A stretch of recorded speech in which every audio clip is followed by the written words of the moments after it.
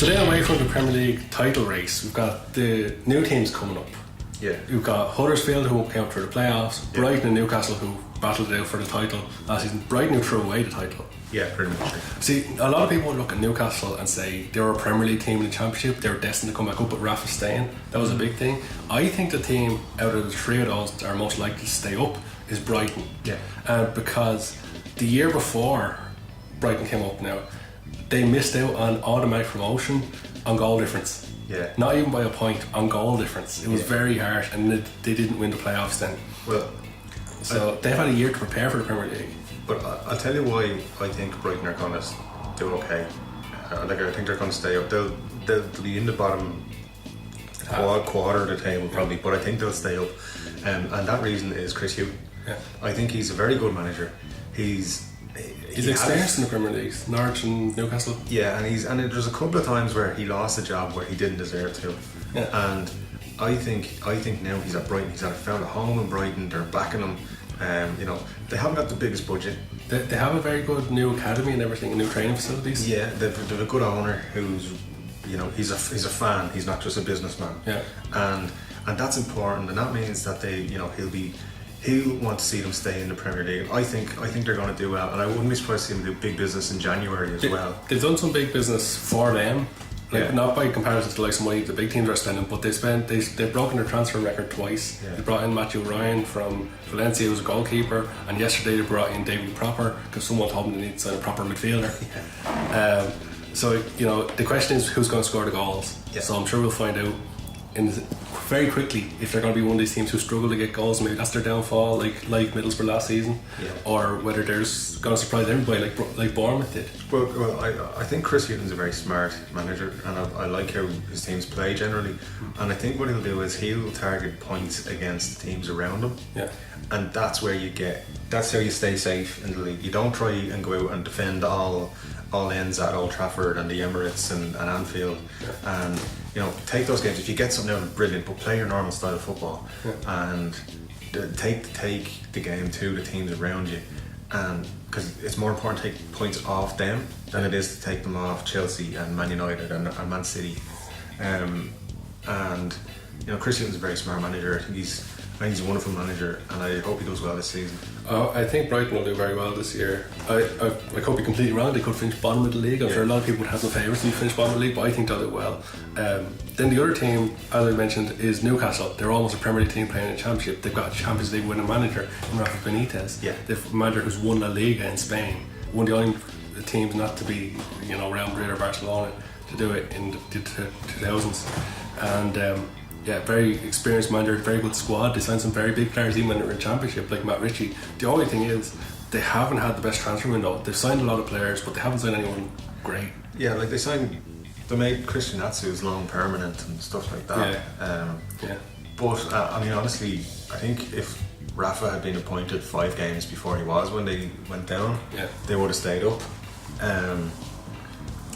I think Rafa's a very good manager. Obviously, he's won Champions League. He did miracles at Liverpool. Yeah, well, he had those 5 games in the Premier League with them, and he's had a full season with them now. So he probably knows his team a bit better than he did when he first went in. But looking at their squad, I don't know who the big men for them are this season. Well, like Dwight Gale scored a lot of goals last season. Yeah. John Joe Shelby was in the Championship team of the season. Dwight Gale did okay before for Palace in the league, but he's never been like a 20-goal season striker in the league. No, but he's worth a few goals a season, and Shelby's becoming a very good player. I think a year in the Premier League will do him well. Rafa will improve those players, so it'll be interesting to see. I think very few people would bet against Newcastle staying up. Yeah. I think there is worse teams in the league. There's a few teams who scraped by last season. Yeah. Got very lucky. Just talking about the last team that's come up, then you've got Huddersfield. And it's kind of an unknown with Huddersfield. They spent a lot of money. They spent almost 50 million. They have Jurgen Klopp's mate, David Wagner, who's apparently Klopp's best mate, as well as Redden and everything. Yeah, he's his best man, I think. Yeah. So and they work together at Dortmund.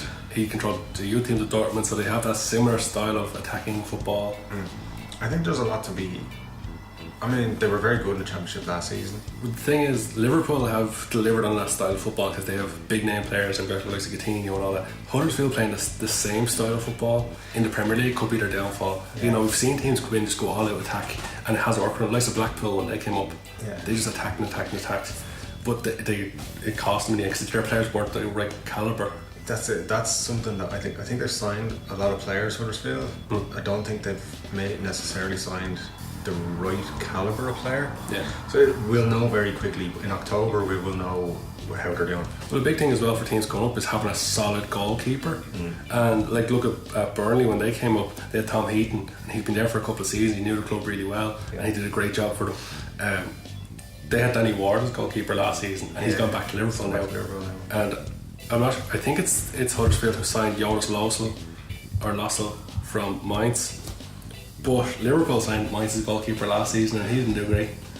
Yeah. I mean, look, I'll be honest with you, I think out of the teams coming up, if one of them's going to go straight back down, I think it's probably going to be Huddersfield. Either way, I think Huddersfield and Brighton are going to have a struggle. I think Huddersfield could be one to go down, but I think they'll go down in a blaze of glory, kind of. They'll be very attacking, they'll be very entertaining to watch on Match of the Day. And that's the best way to be for a team coming up. Don't sit back and try and get draws. You're not going to get 38 draws and that's not going to keep you up. Yeah, hopefully that's what we see, at least, that they give it a good run and then they eventually deserve to stay in the Premier League, really. Yeah, I'd see them stay, because there's teams that I'd like to get rid of out of the Premier League, to be honest with you. It's all about finding one player who can score the goals. Like when Bournemouth came up, they had Callum Wilson, he could get the goals. When Burnley came up a couple of years ago, they had Danny Ings. They went down, but they still had a player who could score goals. Yeah. And so it'll be interesting who Huddersfield have to score goals. Yeah. And whether those Championship players can take the next step to becoming Premier League strikers. So who else do you think is going to be in that relegation battle? I know he did well when he came into the Premier League last season with Hull, but I think Marco Silva's Watford are going to struggle.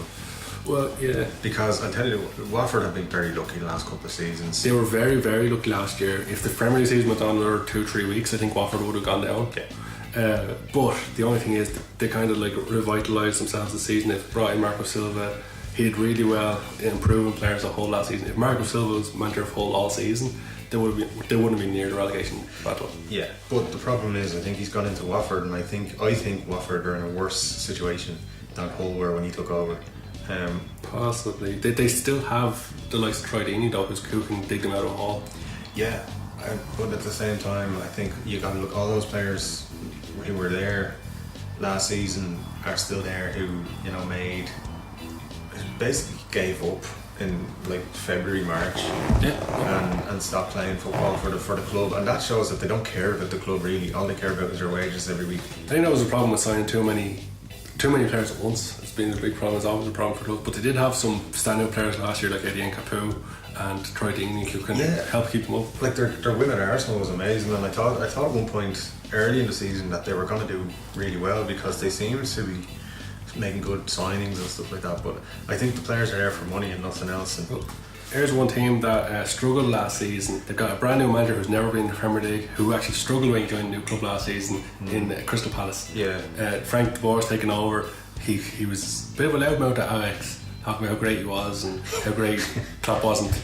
Yeah, I don't know why he did that. But then he went to Inter and he failed in a blaze of glory.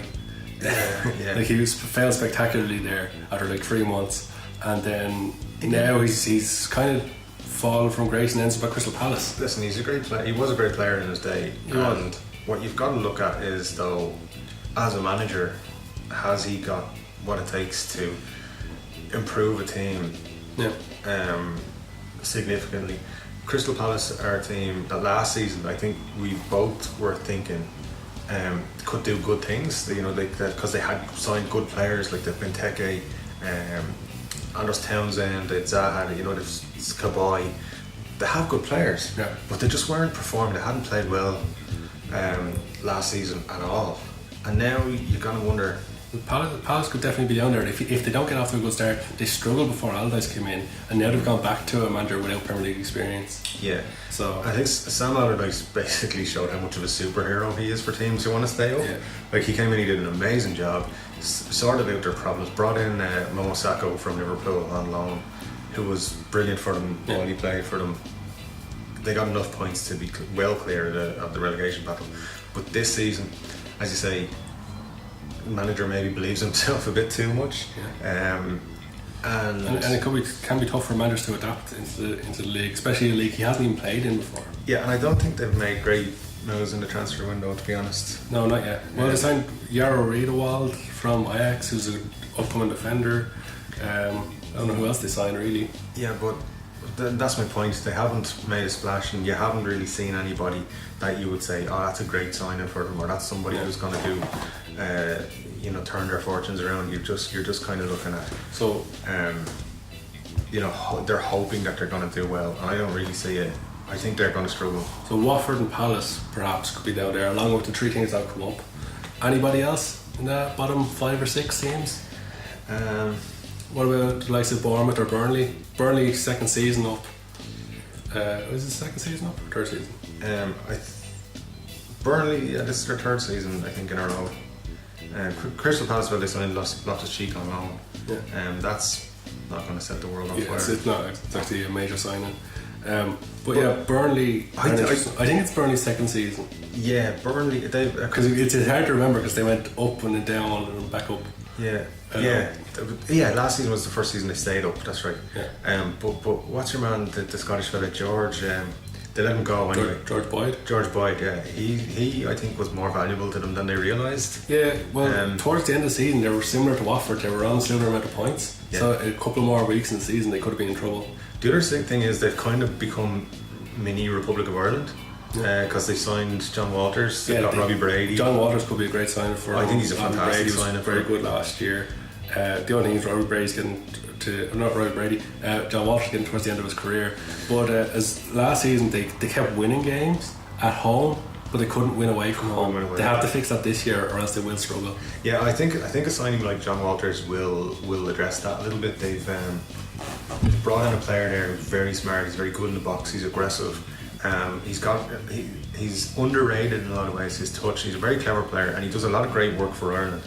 And I think that will free up their other forward players as well to give them that extra punch going forward. I think they're going to do okay. Burnley. If there was one team you'd say right now are definitely going down, who would you say out of those 6? Oh God, I just don't think Watford are going to stay up again. Okay, Watford. I think Huddersfield are going to go down, but going to go down fighting. So let us know, guys, who you think is going to go down. We really want to know. It's going to be a hell of a relegation battle because there's so many good teams coming up. I think both ends of the table are going to be exciting. And I think we can all agree it's just great not to have Sunderland in the league.